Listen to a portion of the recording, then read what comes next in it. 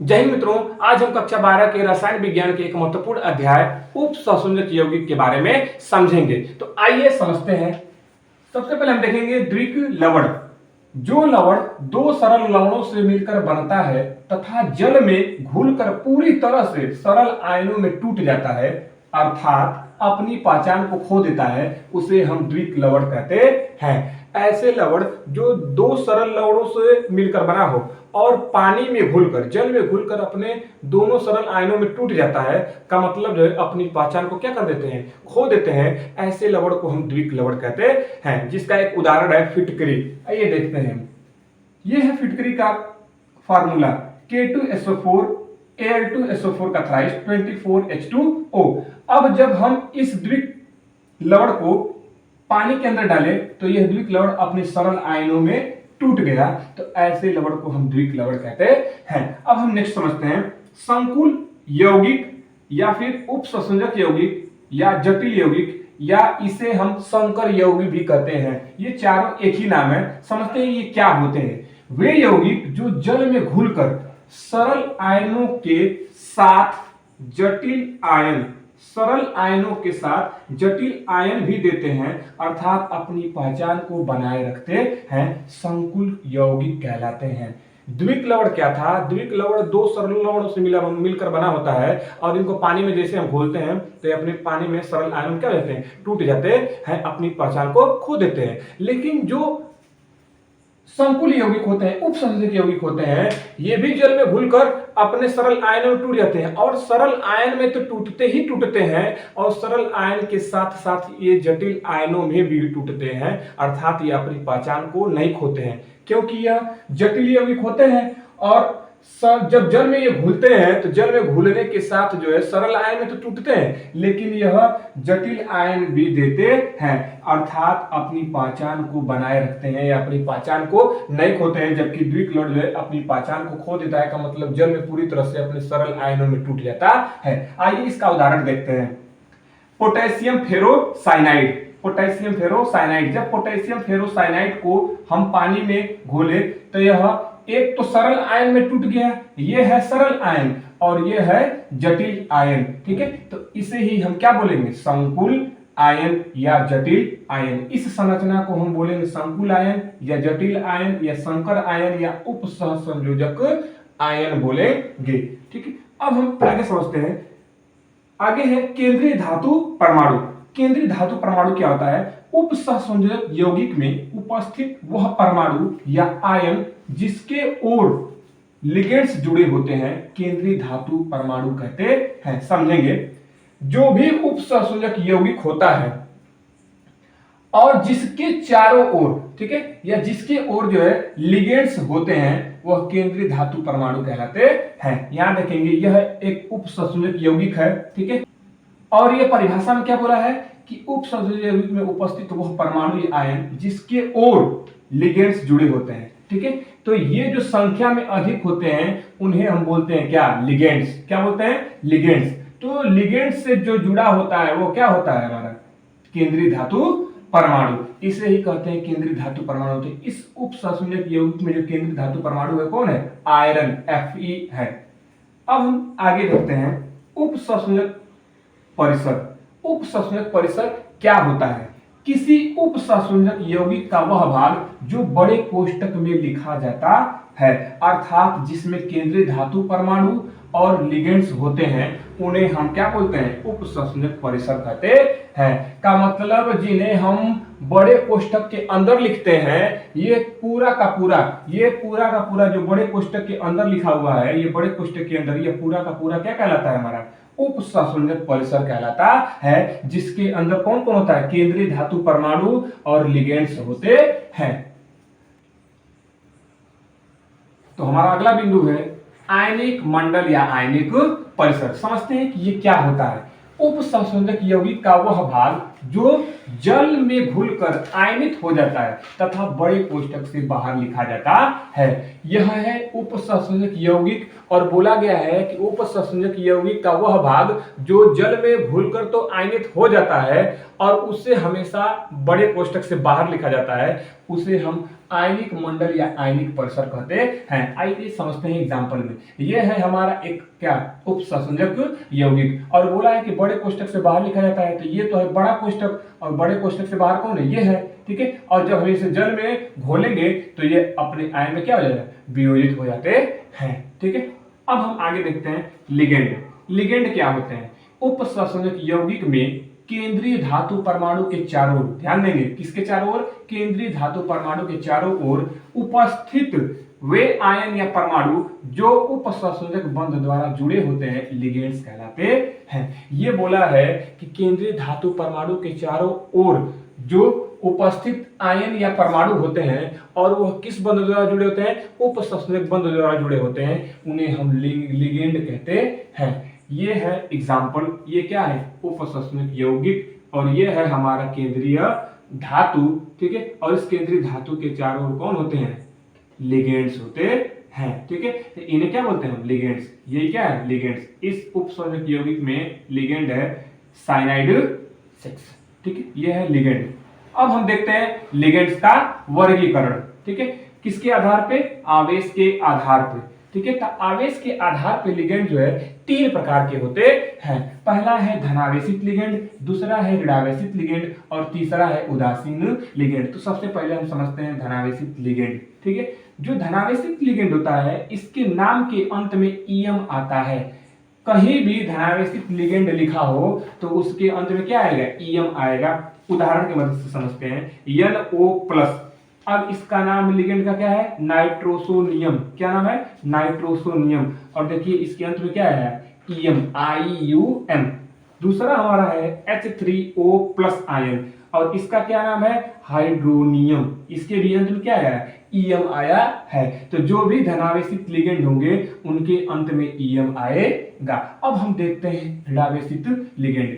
इसके नाम के अंत में O आता है। उदाहरण से समझते हैं, यह है CN-, जिसे हम साइनाइड माइनस कहते हैं, बट जब ये लिगेंड्स के फॉर्म में लिखा जाता है तो इसे हम पढ़ते हैं क्या, साइनो कहते हैं। क्या कहते हैं, साइनो कहते हैं। ये है हाइड्रोक्साइड आयन, बट जब लिगेंड के रूप में इसे लिखेंगे तो इसे बोलेंगे हाइड्रोक्सो। ये होता है एसीटेट, जब इसे हम लिगेंड के फॉर्म में लिखेंगे तो इसे बोलते हैं एसीटेटो। देखिए लास्ट में क्या आ रहा है, एसीटेटो, ओ आ रहा है, ठीक है। तो जितने भी ऋणावेशित होते हैं उनके अंत में ओ आता है। ऐसे ही है क्लोरीन आयन, इसको पढ़ते क्या है, क्लोराइडो, लिगेंड के रूप में। यह है ऑक्सिलेट, बट लिगेंड के रूप में इसे बोलते हैं क्या, ऑक्सिलेटो, ठीक है। तो ये था हमारा ऋणावेशित लिगेंड। अब हम देखते हैं धनावेश, अब हम देखते हैं उदासीन लिगेंड। तो पहला उदासीन लिगेंड है H2O, जिसे हम क्या पढ़ते हैं, एक्वा। दूसरा उदासीन लिगेंड है NH3, जिसे हम क्या पढ़ते हैं, एमीन। तीसरा हमारा उदासीन लिगेंड है CO, जिसे हम क्या पढ़ते हैं, कार्बोनिल कहते हैं। तो ये हमारा उदासीन लिगेंड है और ये नॉर्मल होते हैं, ठीक है। तो कुछ और भी धनावेशित लिगेंड और ऋणावेशित लिगेंड होते हैं, उन्हें भी देख लेते हैं।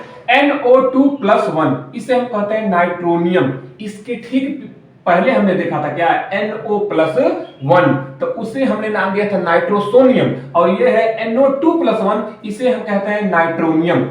अगला है NH2 NH3+1, इसे हम पढ़ते हैं हाइड्रोजेनियम। क्या कहते हैं, हाइड्रोजेनियम। और ऋणावेशित लिगेंड्स हैं SO4₂-, इसको पढ़ते हैं सल्फेटो। SO3-2, इसको पढ़ते हैं सल्फाइटो।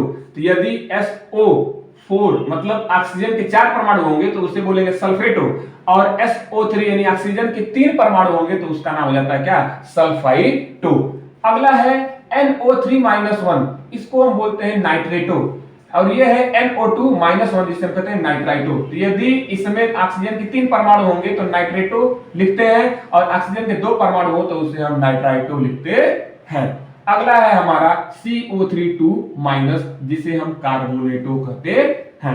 अब हम देखते हैं दूसरा, दाता परमाणुओं की संख्या के आधार पर लिगेंड। तो ये कितने प्रकार के होते हैं? 4 प्रकार के होते हैं। पहला है एक दंतुर लिगेंड। अब ये क्या होता है एक दंतुर लिगेंड?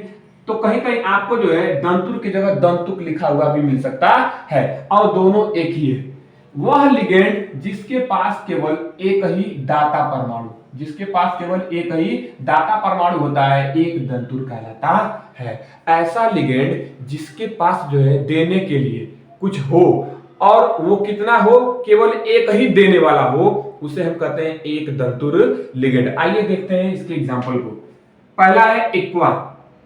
इसमें दाता परमाणु केवल ऑक्सीजन होता है, ठीक है, एक ही है, इसलिए इसका क्या नाम है? एक दंतुर लिगेंड। NH2 इसमें दाता परमाणु केवल कौन होता है? नाइट्रोजन होता है, ये भी कैसा है? एक दंतुर लिगेंड है।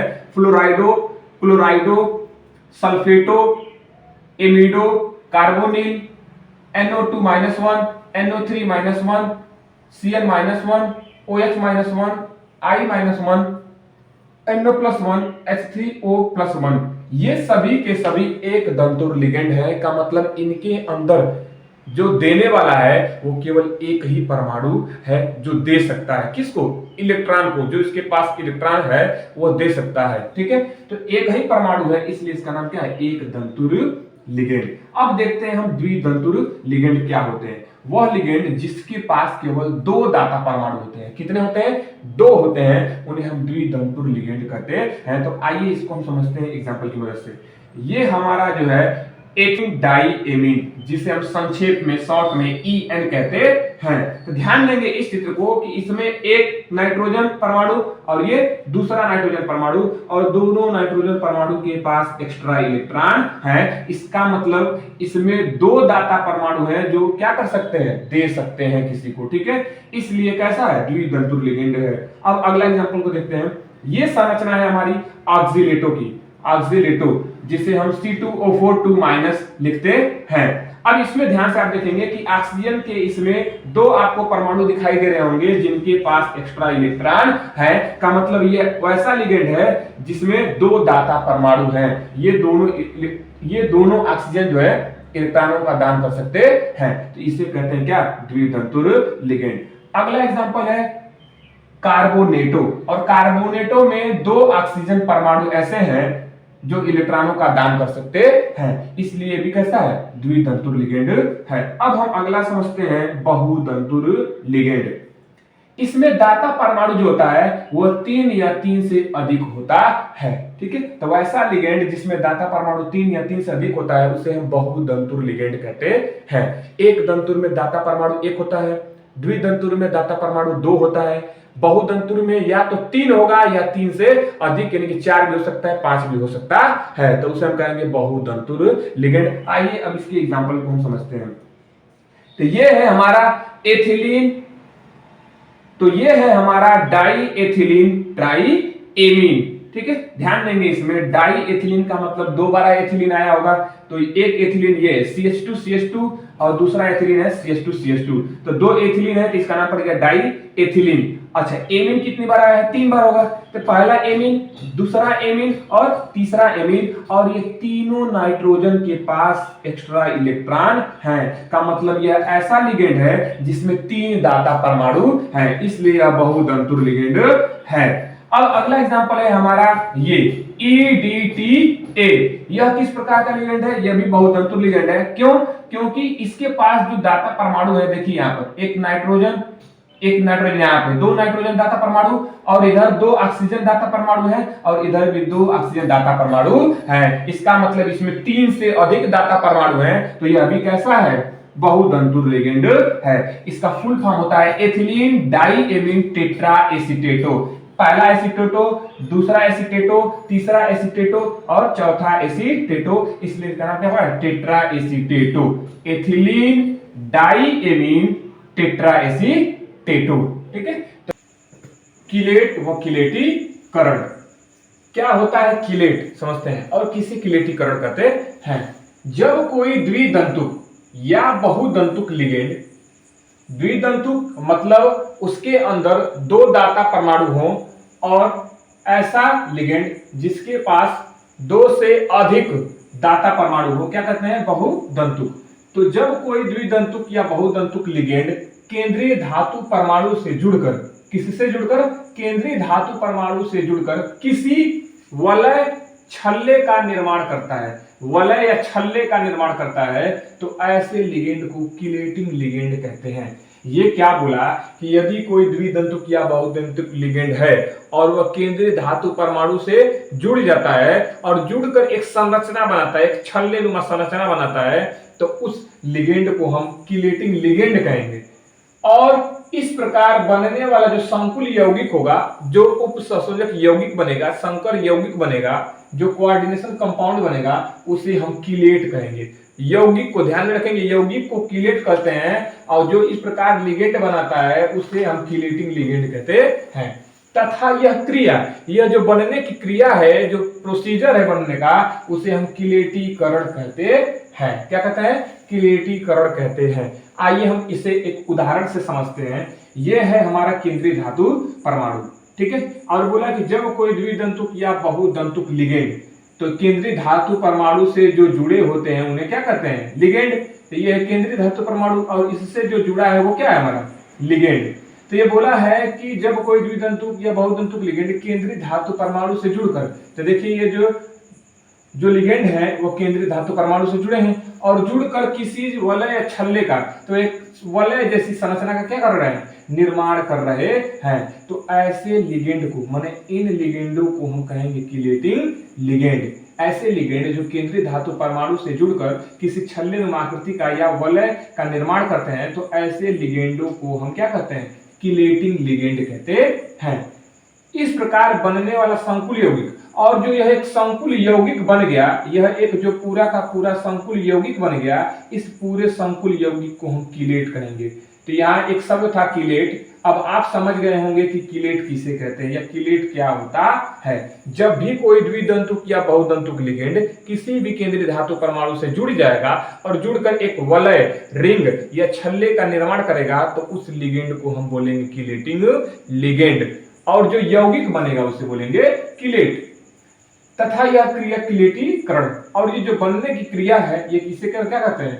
किलेटीकरण, ठीक है। इसका नाम है बिस ethylene diamine copper second ion, ठीक है। यह नाम थोड़ा अजीब लग रहा होगा क्योंकि अभी नामकरण हम नहीं बताए, ठीक है। बहुत ही आसान हो जाएगा जब हम नामकरण बता देंगे। इसका नॉमेनक्लेचर कैसे करते हैं, उपसंयोजक यौगिक होगा, ये आगे आएगा, घबराएंगे नहीं आप। अगला है हमारा उपसंयोजन संख्या या समन्वय संख्या, जिसे हम कोऑर्डिनेशन नंबर कहते हैं। अब ये कोऑर्डिनेशन नंबर क्या होता है इसे हम समझते हैं। किसी यौगिक में केंद्रीय धातु परमाणु लिगेंड के साथ जितने उपसंयोजक बंध बनाता है, कौन? केंद्रीय धातु परमाणु। ये केंद्रीय धातु परमाणु की बात कर रहा है कि केंद्रीय धातु परमाणु जो है लिगेंड के साथ मिलकर जितने उपसंयोजक बंध का निर्माण करता है, उस संख्या को उपसंयोजन संख्या कहते हैं या समन्वय संख्या कहते हैं। तो हम देखते ये हैं कि जो हमारा केंद्रीय धातु परमाणु है वह लिगेंडों से जो जुड़ा है, और जुड़ा है तो वह कितने उपसंयोजक बंध से जुड़ा है। जितने उपसंयोजक बंध बनाएगा केंद्रीय धातु परमाणु, वही उसकी समन्वय संख्या या उपसंयोजन संख्या कहलाती है। इसे आइए हम एक एग्जांपल की मदद से समझते हैं। तो यह एक पहला एग्जांपल है और यह दूसरा एग्जांपल। हम सबसे पहले एग्जांपल को समझते हैं। तो इस एग्जांपल को हमने यहाँ पे डायग्रामिक बनाया, समझेंगे। ये था Fe केंद्रीय धातु परमाणु, तो हमने केंद्रीय धातु परमाणु क्या रख दिया? Fe। और केंद्रीय धातु परमाणु से जो जुड़े होते हैं चारों तरफ, वो क्या कहलाते हैं? हमारे लिगेंड। तो केंद्रीय धातु परमाणु के चारों तरफ ये कौन बैठे हैं? लिगेंड। कितने संख्या में? 6। तो ध्यान देंगे ये जो केंद्रीय धातु परमाणु है लिगेंडों से कितने उपसंयोजक बंध बना रहा है? तो 1 2 3 4 5 6। तो ये परिभाषा भी बोलता है कि केंद्रीय धातु परमाणु लिगेंडों से जितना भी उपसंयोजक बंध बनाएगा वही उसकी समन्वय संख्या या उपसंयोजक संख्या कहलाएगी। तो बताइए यह कितने उपसंयोजक बंध से जुड़ा है? 6, इसलिए इसकी उपसंयोजक संख्या क्या हो जाएगी? 6 हो जाएगी। कोई पूछेगा कि इस यौगिक का उपसंयोजक संख्या या समन्वय संख्या कितना है, तो हम बताएंगे 6। आप ये बोल दीजिएगा कि केंद्रीय धातु परमाणु जितने भी लिगेंडों से उपसंयोजक बनाएगा उसे हम कहेंगे क्या? समन्वय संख्या।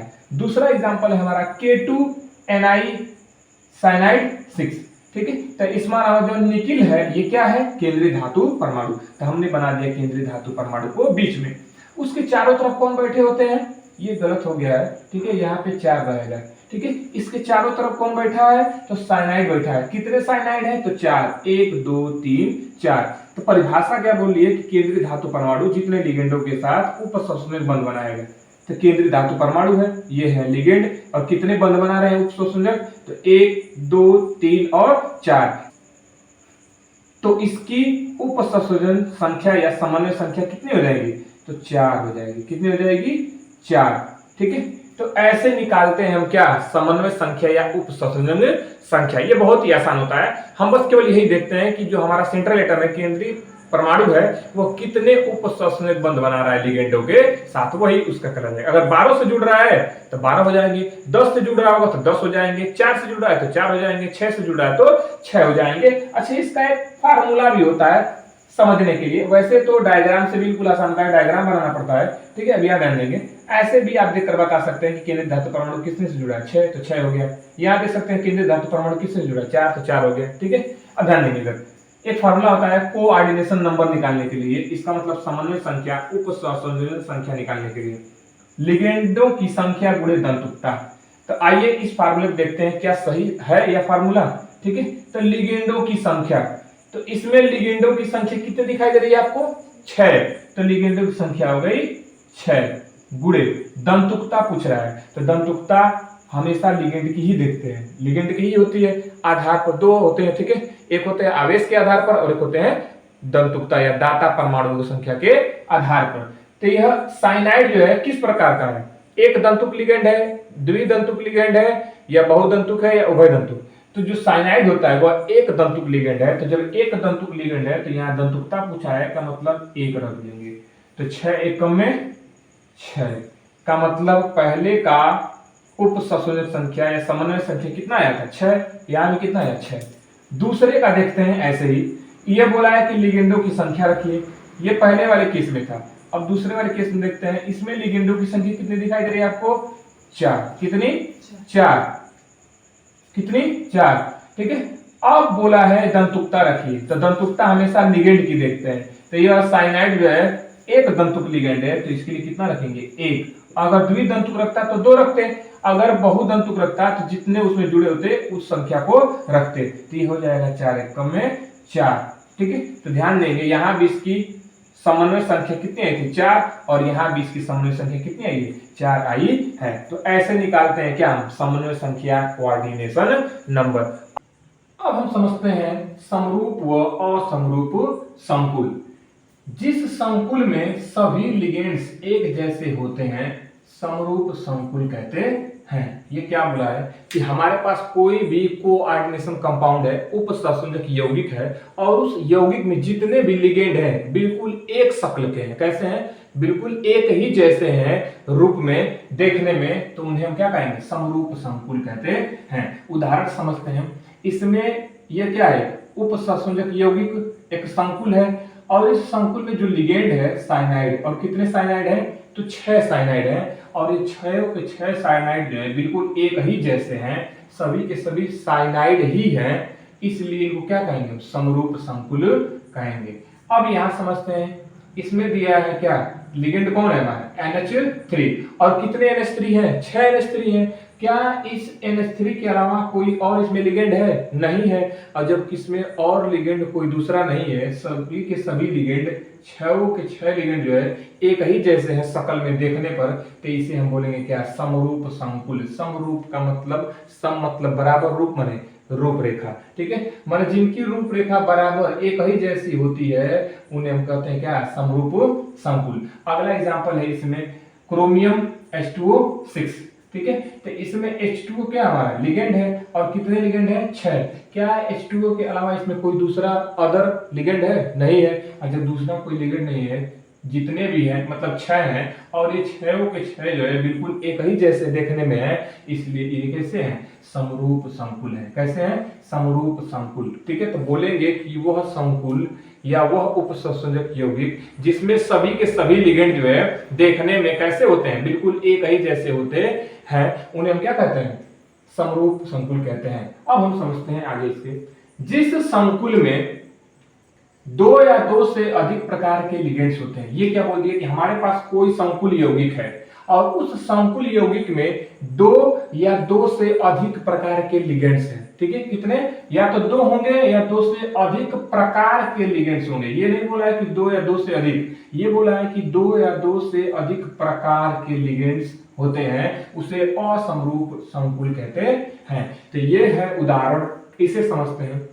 क्रोमियम तो इसमें क्या है? केंद्रीय धातु परमाणु, और H2O क्या है? इसमें लिगेंड। और इस H2O के अलावा एक क्लोरीन है जो क्या है? लिगेंड की तरह काम कर रहा है। तो टोटल इस संकुल यौगिक में कितने लिगेंड है? 6। और कितने प्रकार के हैं? तो 2 प्रकार के लिगेंड है, एक है एक्वा और एक है क्लोराइड। क्या है? एक है एक्वा और एक है क्लोराइड। तो 2 प्रकार के, और परिभाषा ये बोला है कि या तो 2 हो या 2 से अधिक प्रकार के लिगेंड यदि मौजूद है तो उन्हें हम कहेंगे असमरूप संकुल। अब हम अगला एग्जांपल देखते हैं इसमें। ये प्लेटिनम, प्लेटिनम क्या है? हमारा केंद्रीय धातु परमाणु। ठीक है, और ये क्या है? हमारा NH3 लिगेंड है। क्या है? लिगेंड। और कौन लिगेंड है? तो क्लोरीन और ब्रोमीन। ये सभी के सभी क्या है? हमारे लिगेंड है। और ये बोला है कि जब 2 से अधिक भी होंगे लिगेंड्स तो उस यौगिक को, उस संकुल यौगिक को हम क्या बोलेंगे? असमरूप संकुल कहेंगे। क्या कहेंगे? असमरूप संकुल। तो ये 2 शब्दों में अंतर आप समझे होंगे। यदि समरूप संकुल होगा तो उसमें जितने भी लिगेंड होंगे एक ही जैसे होंगे।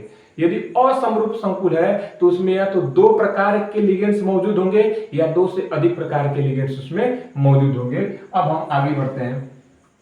अगला है एक केंद्रक तथा बहुकेंद्रक संकुल। ठीक है, ये भी संकुल यौगिक की बात हुई है और ये बोला है कि या तो एक केंद्रक हो सकता है या फिर बहुकेंद्रक हो सकते हैं संकुल। तो आइए इसे हम देखते हैं।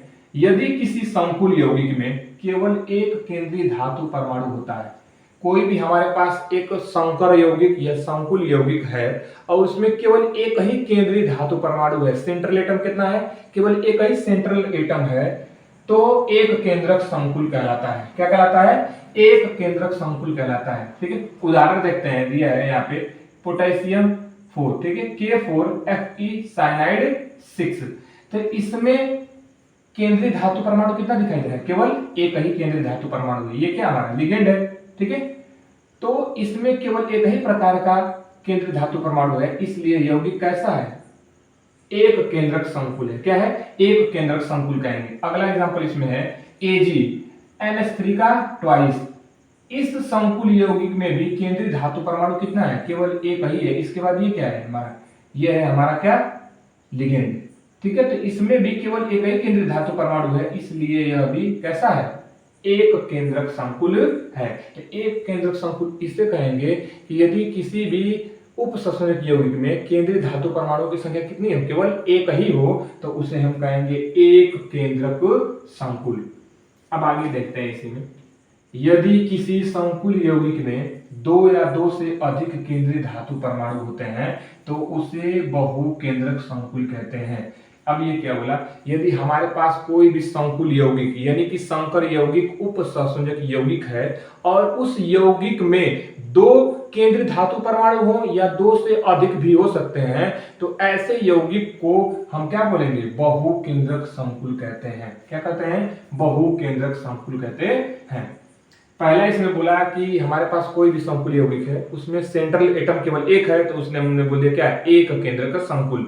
यदि उसी कंपाउंड में, उसी यौगिक में, संकुल यौगिक में 2 हो जाए केंद्रीय धातु परमाणु या 2 से अधिक भी हो जाए तो उसे हम कहेंगे बहुकेंद्रक संकुल। अब हम अगला देखते हैं उपसंयोजक बहुफलक या उपसंयोजक बहुभुज। ये दोनों नाम एक ही है।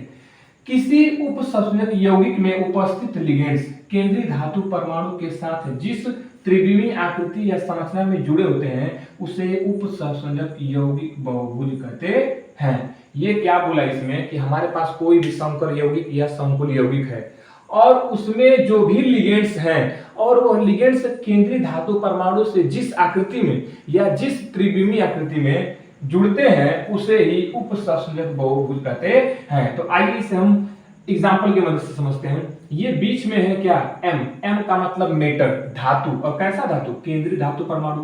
केंद्रीय धातु परमाणु M, केंद्रीय धातु परमाणु M क्यों लिखा हमने? कि यहाँ पे कोई भी केंद्रीय धातु परमाणु हो सकता है, हमने किसी विशेष को नहीं दिखाया है। अच्छा, इसके चारों तरफ ये चिन्ह किसका है? हमको पता है कि यह कौन सा बंध है? उपसहसंयोजक यौगिक बंध है। क्या है?